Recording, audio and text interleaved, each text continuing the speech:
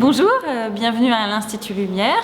Vous êtes ici dans la maison des Frères Lumière, consacrée aux inventions des Frères Lumière et notamment à la plus célèbre, le cinématographe.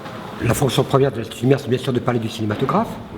Mais comme les Lumières ont laissé 196 brevets d'invention, évidemment que l'Institut Lumière, par la périphérie, parle d'autres domaines.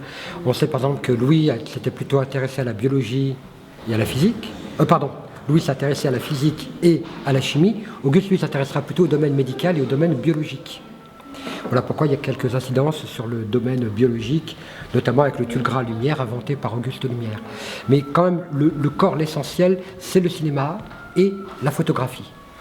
Alors, ils sont venus à Lyon aussi parce qu'à Lyon, on trouvait de grandes usines chimiques. Et la photo a besoin de ce procédé chimique pour exister.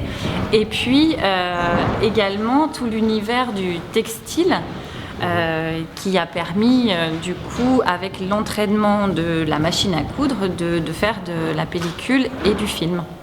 En fait, quand on regarde les plaques autochromes, certaines plaques autochromes ont un peu plus d'un siècle, puisqu'il a déposé le brevet en décembre 1903. Alors ce n'était pas encore tout à fait au point, donc il va travailler sur l'invention jusqu'en 1907. Et dans les années 20-30, les Lumières sortiront leur propre pellicule couleur, photocouleur, qu'on appelle le film color. Donc on a des plaques qui ont plus d'un siècle, mais dont les couleurs sont restées tellement fraîches, tellement éclatantes, qu'on a l'impression que les photos ont été prises il y a une semaine, il y a un mois, ou simplement la veille. Et c'est un éblouissement absolu.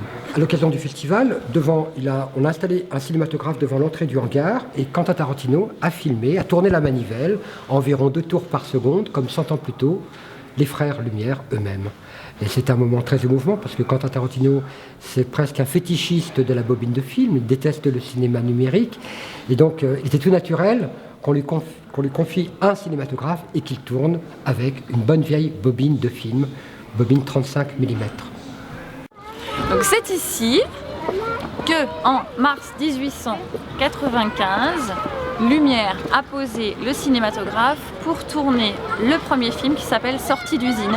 On est face aux usines Lumière et donc les ouvriers et ouvrières de l'usine qui étaient endimanchés pour l'occasion sont sortis de l'usine et sont donc présents dans le film Sortie d'usine. Donc cette partie des usines a été mise sous cloche de verre par l'architecte du musée d'Orsay qui s'appelle Kolbock. Nous proposons des visites guidées tous les jours pendant les vacances scolaires à 15h. Et sinon, nous avons des audioguides en 6 langues qui sont proposés tous les jours afin que le visiteur bénéficie des commentaires de nos guides.